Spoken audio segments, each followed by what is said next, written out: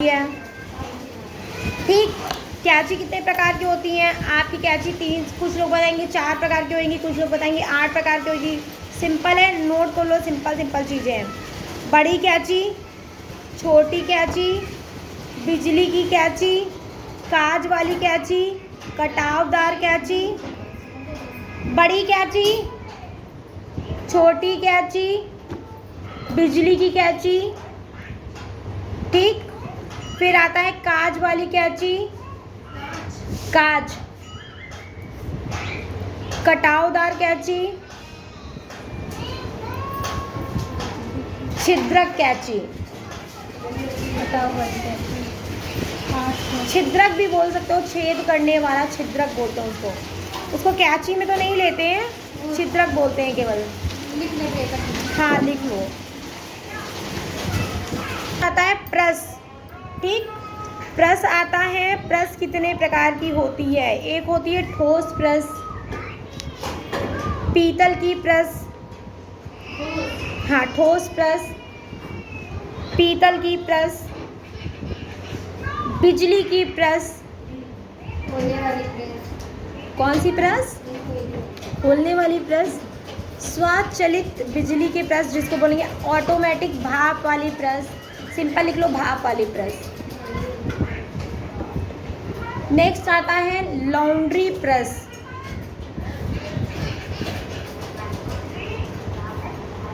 Laundry. Next, dot कितने प्रकार की होती है? डॉट 2 प्रकार की होती है। डॉट कितने प्रकार की होती है? डॉट 2 प्रकार की होती है। एक नोक वाली डॉट और 2 नोक वाली डॉट। एक नोक वाली जो नोक वाली जो डॉट होती है, जो लोग ब्लाउजेस पे डालते हैं। ठीक, 2 नोक वाली डॉट होती है, जस्ट अपोजिट ऐसे ऊपर जाती है, फिर सेम नीचे ऐसे नीचे से आती है, जो मैम उसमें डालते हैं ना, जस्ट ये जो कुर्ती में पीछे डालते तो हैं ना, ये आएगी तुम्हारी 2। हाँ, जो कुर्ती में पीछे डालते हैं, के लिए हाँ डालते हैं। ये 2 नोक वाली डॉट होती है, जो कुर्तियों में पीछे पड़ती है फिटिंग के लिए। हाँ, एक नोक वाली होती है जो ब्लाउज वगैरह में आगे पड़ती है या साइड में पड़ती है। अब रफू कितने प्रकार के होते हैं? ये पेपर में भी 2-2 नंबर का जो क्वेश्चन आता है ना, उसके पेपर में भी आता है। डिटेल आप लोग घर से पढ़ोगे, इंपॉर्टेंट क्या क्या है हम उस हिसाब से बताते चलें। स्लेस रफू। स्लेस रफू उन रफू को कहता है जब भी रफू उनमें किया जाता है जो तेज़ धार वाली चक्कू से या कैंची से बाई चांस कट गया, बीच में धारा ऐसे लग गया, उसको स्लेस रफू कहते हैं। जैसे ये ऐसे लंबा लंबा कट लग गया है, इसको जब हम सही करते हैं इसको स्लेस रफू से सही करते हैं। ठीक है, नेक्स्ट आता है मजबूती प्रदान करने वाला रफू। क्या मैम?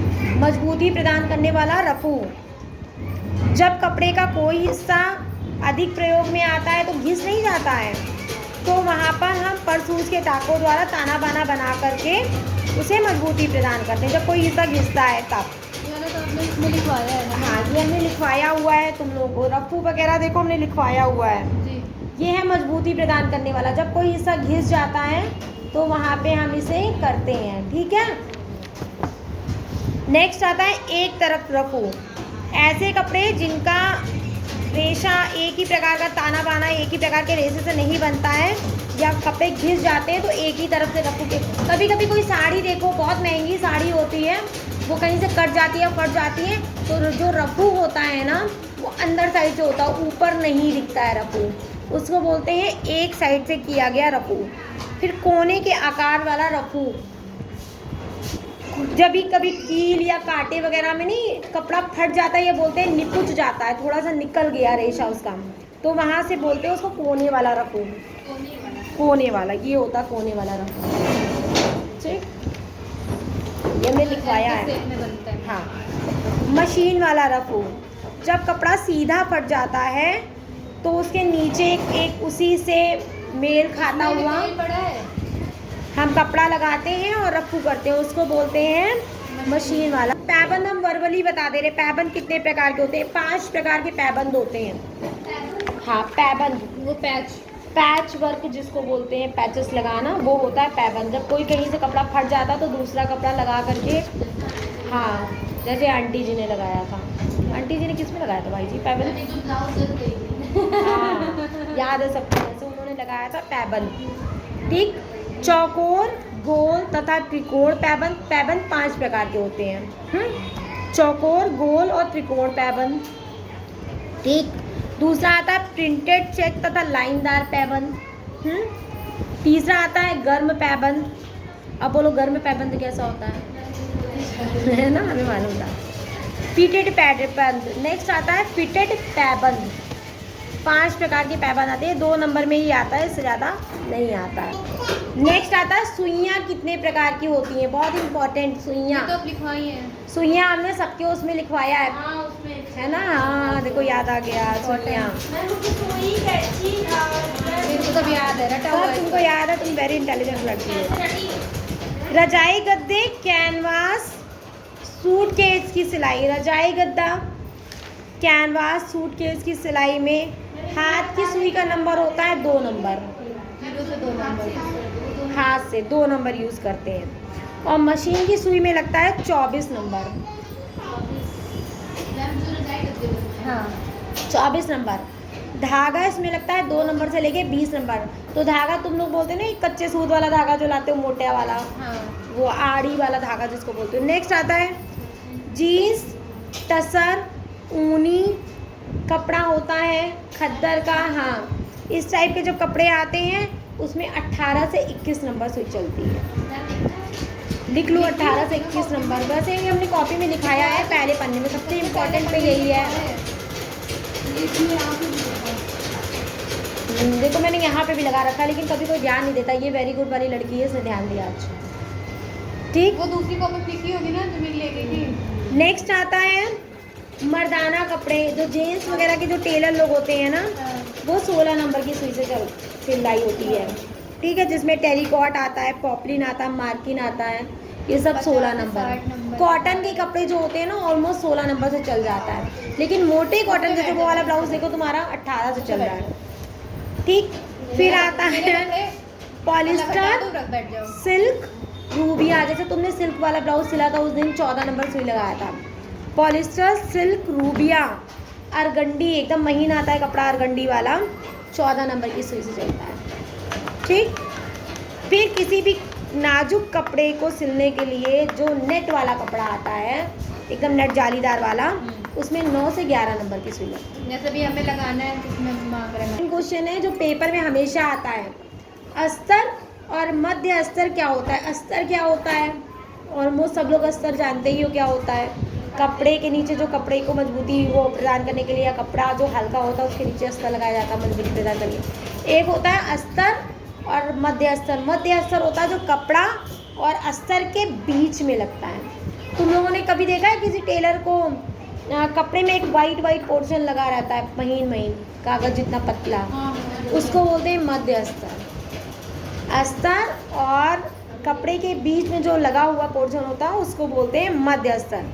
असली कपड़ा और अस्तर के बीच में एक तरह का बकरम जो लोग बोलेंगे, पतला वाला बकरम, वो लगा होता है, उसको मध्य अस्तर कहते हैं। जैसे कॉलर होता है, कॉलर में मध्य अस्तर लगाते हैं। कफ में जो जेंट्स का कफ होता है उसमें लगाते हैं। बहुत कोट वगैरह में लगा होता है, कोट वगैरह में लगेगा। बहुत महीन जो लोग एकदम पतला महीन सिल्क टाइप का कपड़ा होता है ना, महीन वाला, उसमें नेक्स्ट आता है नाप। किसी की नाप, जब भी कोई कस्टमर आएगा तुम्हारे पास तो उसके किस साइड खड़े होके नाप लेना होता है। किस साइड खड़े होके नाप लेना होता है? हाँ, दाएं साइड। हमेशा कस्टमर के दाएं साइड, जब भी हम किसी के नाप लेते हैं उसके दाएं साइड खड़े होके नाप लेना होता है। हाँ, राइट साइड। ठीक, एक और इम्पॉर्टेंट चीज़, नाप लेते समय क्या क्या ध्यान रखनी चाहिए होती है। नाप लेते समय दर्जी को स्वयं पर नियंत्रण रखना होता है। ये नहीं कि कस्टमर आया, नाप लेना है तो नाप लेते समय उसी के ऊपर गिरे जा रहे हैं हम लोग, है ना। या खांसी आ रही है उसी के मुंह पे खो, छींक आ रही है उसी में हाथ छींक। तो ये सब चीज़ों का ध्यान रखना होता है। ठीक, मैं वाइवा होता है तो उसमें ये नहीं छींक आते समय कंट्रोल रखना नहीं, अपने ऊपर नियंत्रण रखना होता है। निरर्थक बातें नहीं करनी होती। और भैया बच्चे कितने हैं ये नहीं पूछना होता है, कहाँ रहती हो नहीं पूछना होता है, कितना साइज पहनना है केवल यही पूछना होता है। ठीक है, अलाप बलाप अटरम पटरम उससे नहीं पूछना होता है। फिर उसके चेहरे पे अनावश्यकता मतलब जब भी कोई कस्टमर आया या नहीं घूर रहे हो उसको यूँ करके आ गई पता नहीं कहाँ से, आओ खड़ी हो, घुमाया यूँ यूँ नहीं करना होता है, अपने ऊपर कंट्रोल रखना है। हाँ, उसको मतलब वो करना होता है कि आप मेरे भगवान हो, आपके द्वारा मेरी कमाई हो रही है, आप ध्यान से खड़े रहिए, हम आपकी नाप ले रहे हैं। ये नहीं पकड़ा कंधा यूँ उठना फिर नाप, ये देखो इतना ढीला चलेगा, ऐसे वैसे नहीं करना होता, बहुत प्यार मोहब्बत से। अब ध्यान रखना है ग्राहक के खड़े होने पे ग्राहक के दाईं ओर खड़े होके दाहिने हाथ से इंची टेप पकड़ के बाएं की सहायता से नाप लेना शुरू करते हैं।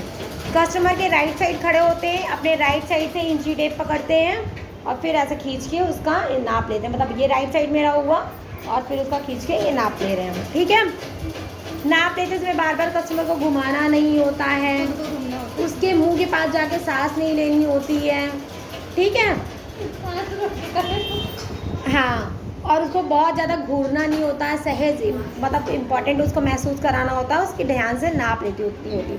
नाप लेते समय क्या क्या नाप लेना होता है, छाती का नाप लेने का तरीका। अब एक और चीज़ जो तुम लोग बोलते हैं मैम चेस्ट का नाप लेना है, तो चेस्ट नहीं होता है, लेडीज़ों का होता है ब्रेस्ट, लेडीज़ों का ब्रेस्ट का नाप होता है, ब्रेस्ट जिसको बोलते हैं ब्रेस्ट। हाँ, और जेंट्स का होता है चेस्ट। ठीक, अब इसके बाद होता है क्या बेटा, कपड़ा काटते समय निशान कपड़े पे किस साइड लगाते हैं, सबको नॉलेज है, उल्टे साइड लगाते हैं। ठीक है, फिर आता है आप एक और चीज़ ध्यान रखो, हमेशा बड़ों की जो नाप लेते हैं इंच में लेते हैं। ठीक है, हम लोगों की जो नाप ली जाती है वो इंचेस में ली जाती है। जो इतने छोटे 2.5-3 साल के बच्चों की नाप ली जाती है, बहुत लोग इंच में काटते हैं, हम लोग तो जैसे इंच में ही काटते हैं, वरना बहुत लोग सेंटीमीटर में नाप काटते हैं बच्चों के कपड़ों की। ठीक है, पेपर पतरन या पेपर पैटर्न, कागज़ पे पूरे तैयार नाप को ड्राफ्ट करके जब कटिंग कर ली जाती है, हमने पेपर पे कटिंग दी है ना, कटिंग जो दी है उसको बोलते हैं पेपर पैटर्न या पेपर ड्राफ्टिंग कटिंग। ठीक है, पेपर पतरन हिंदी बोलते हैं। लेआउट, तैयार पतरन को जब कपड़े पे बिछा करके देखते हैं कि कौन सा भाग कहाँ निकाला जा सकता है, उसे लेआउट बोलते हैं। कागज़ पे कटिंग तुम लोग की रहती है, तैयार लेआउट रहता है, सॉरी लेआउट बोल रहे हैं, कटिंग रहती है, ड्राफ्टिंग रहती है, यानी कि पतरन रहता है। इसको जब हम अपने कपड़े पे बिछाते हैं, ठीक, और उसके बाद निशान लगाते हैं, आइडिया लेते हैं कि ये निकलेगा कि नहीं निकलेगा, उसको बोलते हैं लेआउट। ठीक है, आर्म होल किसे कहते हैं, आर्म होल इसे कहते हैं मुड्ढे से आपका मुड्ढा या जो ये मोड़ा वाला स्थान होता है ना, बाजू की गोलाई बोलते हैं, इसको बोलते हैं आर्म होल। ये मेरा होता है तीरा। ठीक है, तीरे का निशान कितना है, ये तीरा होता है। हाँ, शोल्डर को तीरा, आर्म होता है ये। हाँ, फिर आता है स्कर्ट, वस्त्र में फैलाव देने वाला जो कपड़ा होता है, घेर। बॉटम, कपड़े का ऊपरी भाग। हेम किसको बोलते हैं, हेम लाइन या हेम तुरपाई। हेम कर लो, कपड़े पे हेम लगाइए, तुरपाई, हेम। ठीक,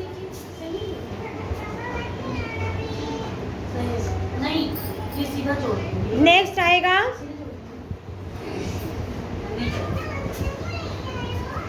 इंटरलॉकिंग, सबको पता है, सबको मालूम है। ठीक है, ट्रिमिंग ने हेम लाइन बता दिया हमने। बॉटम को मोड़ने के बाद जो हम तुरपन करते हैं, नहीं कपड़ा फोल्ड करके जब तुरपाई मारते हैं, कहते हैं वो हो हेम लाइन हो गया। बाद अब ये नाम लिखते चलो, टेलरिंग। टेलरिंग ये तुम लोगों के पास नहीं है, ये इंपॉर्टेंट में लिख लो। टेलरिंग दर्जी का काम, जो दर्जी सिलाई करता है उसको टेलरिंग बोलते हैं, दर्जी के काम करने को, है ना। नेक्स्ट आता है कटिंग। कटिंग किसको कहते हैं, कपड़ों की काटना छाटना, कटिंग में आ गया। स्टिचिंग सिलाई करने का आ गया। टक्स, टक्स किसको बोलते हैं, मैम काटने के बाद क्या है? टक्स, टक्स पॉइंट जब लगाते हैं हम, बखिया लगाना कहते हैं उसको, टक्स पॉइंट बोलते हैं। डॉट्स, कपड़ों में फिटिंग के लिए जो हम डॉट्स डालते हैं उसको डॉट्स बोलते हैं। ये तो सुन लो, लिखने की ज़रूरत नहीं है। नेक्स्ट एक चीज़ और बताएंगे, नॉचेस। शोल्डर जब बनाते हैं हम कहते हैं ना नॉच लगा लो, शोल्डर लगाया सेंटर पॉइंट पे नॉच लगा लो, तो जो हल्का सा कट मारते हैं ना तिरछा वाला, वो नॉचेस बोलते हैं। जो मेरा यहाँ पे हम डॉट डालते हैं अपना ब्लाउज में, डॉट डालते हैं यहाँ पे अपना, यहाँ पे और यहाँ पे, उस सब में हम काटने के बाद एक छोटा छोटा नॉच लगाते हैं, कट मारते हैं क्या चीज़, उसको बोलते हैं नॉचेस। जैसे कि दिखा दे, ये मेरा कपड़ा है, सपोज दैट ये मेरा कपड़ा है, अब हमने बोला इसमें नॉच लगा लो, तो सेंटर और पॉइंट से जो हमने यहाँ पे हल्का सा कट मारा उसको नॉचेस बोलते हैं। या जब हमने ब्लाउज में ये डॉट डाली 4.5 इंच पे, अब अस्तर पे हमने ये निशान लगाया, अस्तर में हमने यहाँ एक हल्की सी छोटी सी ऐसे तिकोना कपड़ा करके ऐसे कट करके नॉच लगा ली, और जब हम रख के निशान लगाएंगे तो पूरा सही से निशान आ जाता है। ठीक है, एक चीज़ बहुत इंपॉर्टेंट है, ये याद कर लो, मशीन में प्रयोग की जाने वाली सुई कितने प्रकार की होती है? इम्पॉर्टेंट सुई तो होती है 7 प्रकार की। एक होती है 24 नंबर सुई, 18, 21, 16, 14, 9 और 11। 24, 18, 21, 16, 14, 9 और 11,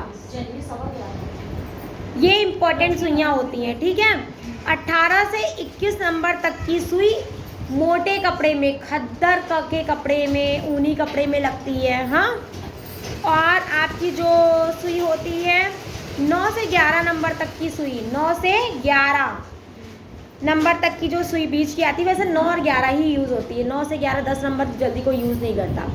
9 से 11 नंबर की सुई जो होती है, ये हमेशा जो जालीदार वाला कपड़ा होता है ना, एकदम महीन वाला कपड़ा, बारीक कपड़ा, उसमें यूज़ होती है।